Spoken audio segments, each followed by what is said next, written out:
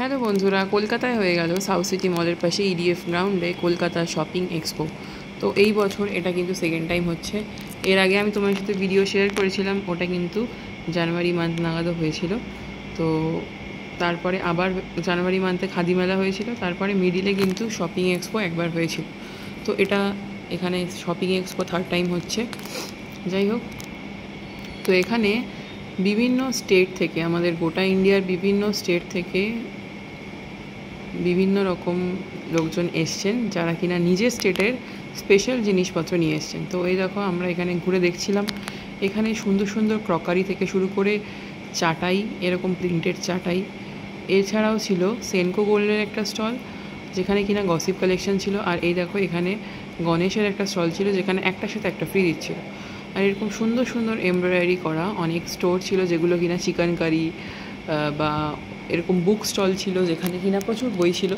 তো দুর্ভাগ্যের বিষয়ে গতকাল মানে 4 তারিখে এই এক্সিবিশনটা শেষ হয়ে গেছে। আমি এই ভিডিওটা এডিট করে উঠতে পারিনি, যার জন্য ভিডিওটা শেয়ারও করতে পারিনি। নাহলে হয়তো তোমরা অনেকেই এটা দেখে পৌঁছাতে পারতে।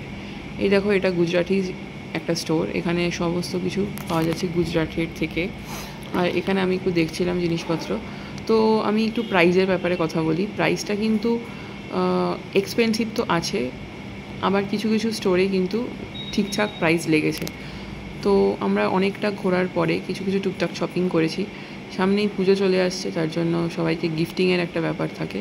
তো টুকটুক করে একটুখানি শপিং করতে শুরু করতে হবে। আর এখানে এইগুলো তো ভীষণ সুন্দর ছিল, আর হাতের কাজগুলো দারুণ। তো এইগুলো দেখছিলাম আমরা অনেকক্ষণ দাঁড়িয়ে দাঁড়িয়ে। আর এই দেখো, এই সুন্দর পিলো কভারগুলো ছিল, কিন্তু এগুলো সাইজে অনেক বড়, তাই জন্য আমরা আর কিনতে পারিনি। যাদের একটু বিগ সাইজ পিলো আছে তারা কিনতেই পারো। তবে হ্যাঁ, এগুলোর প্রাইস কিন্তু একটু ওভার প্রাইস। আর এই সুন্দর ক্রকারি সেটগুলো ছিল, ব্যাম্বু ক্রকারি এগুলো। তো এইগুলো আমরা একটু দেখছিলাম। প্লেটগুলো দেখে মনে হচ্ছে কি সোলার প্লেট, বাট এগুলো কিন্তু আসলে প্লেট।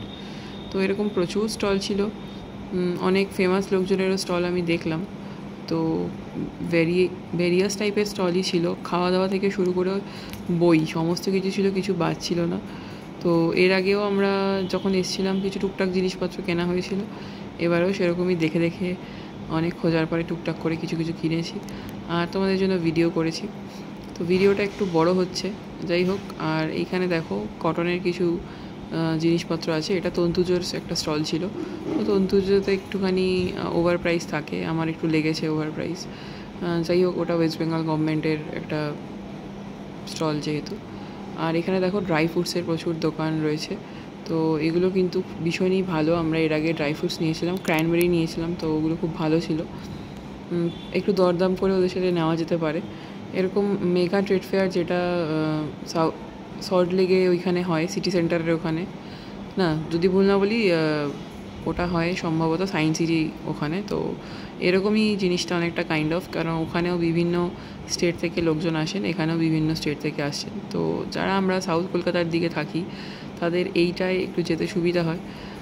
তো আর এখানে দেখো, এই সুন্দর সুন্দর ফাউন্টেনগুলো কিন্তু রয়েছে। আমাদের বাড়িতেও একটা রয়েছে, যেহেতু ওই জন্য এদিকে আর গেলাম না। আর আগেই বললাম, সেনকো গোল্ডের একটা স্টল ছিল, গসিপ কালেকশন, তো এইটা।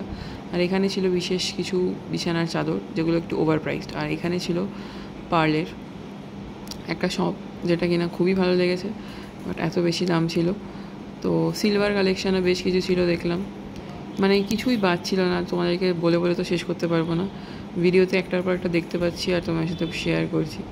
তো এইরকম সুন্দর সুন্দর কালেকশান দেখলে একটু ক্যামেরা বন্দি না করলে হয় বলো? তো এই দেখো, এখানেও আবার কিন্তু খাবার দাবার চলে এসছে। শুধু কেনাকাটা করতে হবে না, খাওয়া দাওয়াও তোমরা করতে পারবে। তো এখানে এই বেড কভারগুলো ছিল, আমার মা একটু দেখছিল। সালোয়ার স্যুটের পিস থেকে শুরু করে বেড কভার কিছু বাকি নেই, শাড়ি, ব্লাউজ সব কিছু ছিল, অর্নামেন্টস, জুয়েলারি, বাচ্চাদের খেলনা। যদি ওই খেলনার প্রাইস একটু ওভার প্রাইস ছিল। তারপর আমরা অনেক দৌড়াদৌড়ি করার পর, হাঁটাহাঁটি করার পর একটু চলে গেলাম ফুড কাউন্টারের দিকে। তো আমি একটা গন্ধরাজ মোমো খাবো ভাবলাম, তাই এখানে অর্ডার করে নিয়েছিলাম গন্ধরাজ মোমোটা। আর এই দেখো, মুখে পুড়ে দিয়েছি। আর এখানে একটা ইটালিয়ান সিল্কের দোকান ছিল, আমি একটু ট্রায়ালও দিয়েছিলাম, কিন্তু জামাটা অনেক বেশি বড় বড় লাগছিল, তাই জন্য আর কিনতে পারলাম না।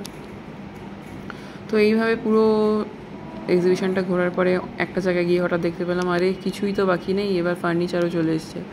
ফার্নিচারগুলো কিন্তু বেশ সুন্দর ছিল। আর এই যে এটা একটা স্টল ছিল যেখান থেকে আমরা বেশ কিছু জিনিসপত্র কেনাকাটি করেছি। আর ফাইনালি অনেক কেনাকাটি করার পর ফাইনালি এক্সিবিশন শেষ হলো।